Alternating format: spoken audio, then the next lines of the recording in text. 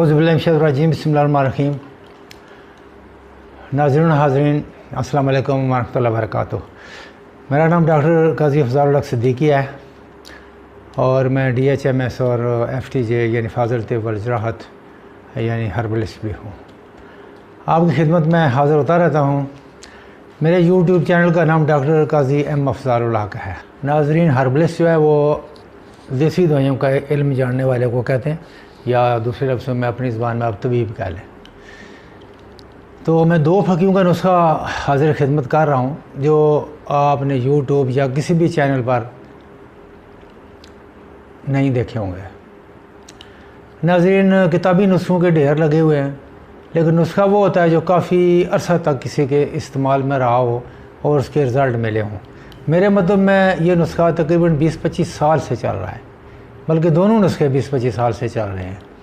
अगले ज़माने में हुक्मा हज़रात जो थे वो नुस्खा नहीं दिया करते थे, बल्कि अपने किसी एक बेटे को फौत होने से 2-3 दिन पहले दे दिया करते थे।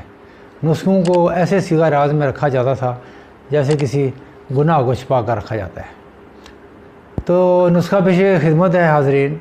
नहायत आसान फ़की का नुस्खा है जो मैदा के बेशतर अमराज को दुरुस्त करता है, बल्कि जिगर को भी मुतहर्रिक करता है। गैस, कब्ज़, भूख न लगना, बदहज़मी, गोश्त हज़म ना होना, तज़ाबियत, वो जो कहते हैं ना लकड़ हज़म, पत्थर हज़म, बस यही कुछ इस फ़की की खासियत है। मेरे मतलब में चटपटी फ़की के नाम से ज़ेर इस्तेमाल है। आप बनाकर इस्तेमाल कर सकते हैं। ये भूख लगाएगी, ग़िज़ा को जज़्बे बदन बनाएगी।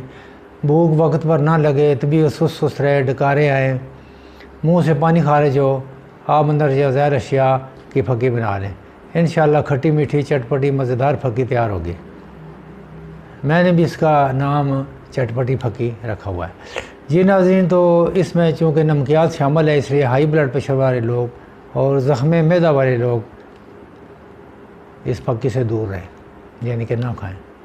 इनके लिए इसी वीडियो में आगे मैं चलकर एक मीठी फ़की बताऊँगा जो कि बहुत मुनासिब रहेगी। मीठी फ़की शुगर वाले हज़रात ना खाएँ, बाकी सब लोग खा सकते हैं। अच्छा, तो चटपटी और फ़की का नुस्खा हाज़िर है। वो शाफ़ी यानी अल्लाह ताला ने शिफा देनी है। अल्लाह ताला की ज़ात है जो शिफा देती है। मैं साफ़ दिली से नुस्खा इसलिए बता रहा हूँ कि सदका जारिया है। हम रहे ना रहे, नुस्खा मौजूद रहेगा और खल्क़े खुदा इस्तेमाल करती रहेगी और दुआएँ देती रहेगी। मुझे सिर्फ दुआओं की ज़रूरत है। माज़रत चाहता हूँ जल्दी से नुस्खा नोट कर लें।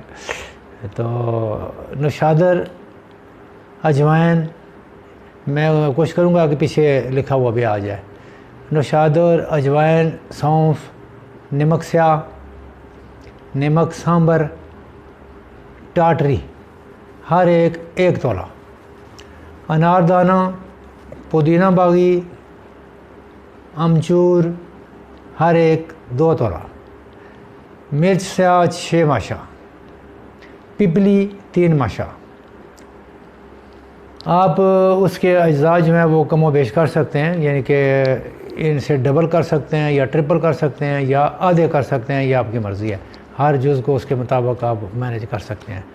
अब ये तैयार कैसे करनी है, हर एक को अलग अलग साफ़ कर लें। हर नुस्खा में कोई ना कोई ऐसा मसला होता है जो आम आदमी नहीं बना सकता और उससे मुसीबत पड़ जाती है। मसलन अनारदाना आपको तंग करेगा, ये ना बारीक हो सकेगा ना ये मिक्स हो सकेगा, आप परेशान हो जाएंगे। ये हमें कुछ बातें तजर्बात से पता चलती हैं। इसका हल हमने ये निकाला कि अनारदाना को धूप में 1-2 रोज़ रखा जाए। अगर अच्छी धूप हो, तेज़ धूप हो, तो 1-2 दिन धूप में रखा जाए तो वो खुश्क हो जाएगा। और अगर धूप ना हो या हवा में नमी वाला मौसम हो तो इंतहाई स्लो आग पे अनारदाना को बर्तन में डाल के रखा जाए। इतनी स्लो हो कि बस बुझने के करीब हो, और आप 10-20 मिनट आधा घंटा आगे पीछे भी चले जाएँ तो उसके जलने का ख़तरा ना हो। बाल फिर भी आप आधे घंटे बाद आकर उसको हिला लें, बल्कि उसको इकट्ठी करके दरमियान में एक जगह उसको ढेर सा लगा दें चूल्हे के ऊपर, देगचे के अंदर। तो उसको सेक लगता रहेगा। जब देखें जलने ना पाए तो 2-4-5 घंटों में, यानी कि इंतहाई स्लो आग में 2-4-5 घंटों में वो खुश्क हो जाएगा। फिर आप उसको बाहर निकाल कर हवा में रखेंगे तो वो ठंडा होने पे वो सख्त हो जाएगा। अब बाकी चीज़ें जितनी आपने अलग छान ली हैं, पीस ली हैं या नहीं पीसी फ़िलहाल आपने मोटी मोटी दरफल की हैं, तो ये अनारदाना उसमें मिक्स कर दें। मिक्स करके फिर थोड़ा थोड़ा گرائنڈر میں ڈال کر آپ اس کو باریک کر لیں، اور اگر زیادہ مقدار میں بنانی ہو 2-2.5 کلو تو وہ بازار سے بھی آپ پسوا سکتے ہیں، تو تھوڑی ہو تو آپ اپنے گرائنڈر میں آپ اس کو بنا سکتے ہیں۔ اب پھر آخر پہ اس کو چھان لیں، اور چھاننے کے بعد جو باقی بچے اس کو پھر دوبارہ گرائنڈ کریں، پھر تیسری دفعہ گرائنڈ کریں، اور آخر میں جب بالکل تھوڑا سا بچے اس کو آپ پھینک دیں، تو پھکی آپ کی تیار ہو جائے گی۔ اس کی خوراک جو ہے وہ صرف 1 یا 2 ماشیہ پانی کے ساتھ کھا لیں، چھوٹی آدھی چمچ تک بھی کھا سکتے ہیں یا ذرا کم کر لیں۔ بچے جو 5 سال سے اوپر والے ہیں وہ 1 چٹکی 2 چٹکی کافی ہے۔ اپنے عزیزوں کو بنا کر آپ تحفہ میں دے سکتے ہیں۔ یہ وسیع النفع پھکی ہے جو بھوک بڑھاتی ہے، درد معدہ منٹوں میں دور کرتی ہے، کھٹے ڈکار وغیرہ کے لیے مفید ہے، چونکہ نمکیات ہیں لہذا ہائی بلڈ پریشر والوں کو نہ دیں، اور معدہ کے زخم اور السر والوں کو نہ دیں، پہلے بھی میں بتایا ہے۔ اب حاضر خدمت ہے دوسری پھکی کا نسخہ جو میٹھی ہے، صرف شوگر والے حضرات نہ کھائیں، باقی سارے لوگ کھا سکتے ہیں۔ ہووا شفی، سونف 250 گرام یعنی پاؤ، اجوائن 250 گرام یعنی پاؤ، دھنیا 250 گرام، اور کلونجی 250 گرام، اور سنا مکی 500 گرام، اور گلاب کے پھول 500 گرام، اور 7 پودینہ 2 تولہ۔ یہ پیچھے انشاءاللہ لکھا ہوا بھی آ جائے گا، آپ نوٹ کر سکتے ہیں۔ 7 پودینہ کے بعد ملٹھی میدا 2 کلو۔ ملٹھی گھر پیسنا بہت مشکل ہوتا ہے، اس لیے ملٹھی میدا ہی لیں، یعنی کہ پیسی ملٹھی لیں۔ ملٹھی میدا 2 کلو، اور چینی 10 کلو۔ ویسے میں 8 کلو ڈالتا ہوں، ہم تو چونکہ زیادہ بناتے ہیں اس لیے وہ مطلب ہے اتنا بڑا نسخہ ہے۔ آپ اس نسخے کا چوتھا حصہ یا 5واں حصہ یا مطلب ہے کہ کافی کم کر سکتے ہیں۔ چوتھا حصہ میں ایک شٹانگ رہ جائے گی، وہ جو شروع میں 4 آئٹم ہے، اجوائن وغیرہ اور سونف، اجوائن، دھنیا، کلونجی اور سنا مکی، یہ ان کا 4 حصے کم کر دیں تو پھر آپ کے گھر کی ضرورت کے لیے کافی ہے۔ تو یہ ایک نسخے کی ایوریج ہوتی ہے، مثلا تولا یا پاؤ یا کوئی آدمی جب بناتا ہے تو وہ اس کو کم کر سکتا ہے، 4 پر تقسیم کر سکتا ہے، یا 4 پر ضرب دے کر زیادہ بنانی ہو تو زیادہ کر سکتا ہے۔ جس طرح پہلے نسخے میں 1 تولا ہے، آپ 2 تولا بنا سکتے ہیں، پھر اسی طرح سے باقی چیزیں بھی ڈبل کر سکتے ہیں۔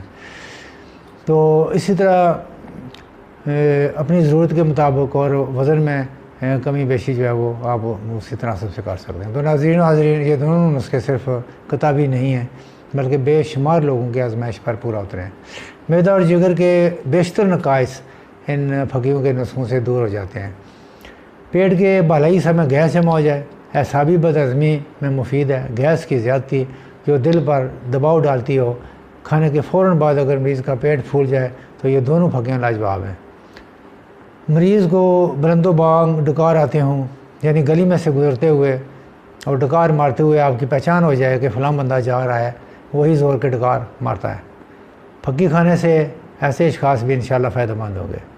زبان پر سفیدی جیسی تہہ کا جمع ہوا ہونا، یہ عموماً جگر کی خرابی سے ہوتا ہے، چونکہ جگر بھی اس پھکی سے ان پھکیوں سے متحرک ہوتا ہے اور اس کی اصلاح ہو جاتی ہے، لہذا وہ سفیدی زبان کی غائب ہو جاتی ہے۔ منہ کا ذائقہ ترش ہو، بو کی زیادتی ہو، مگر چند لقمے کھا کر پیٹ بھر جاتا ہو۔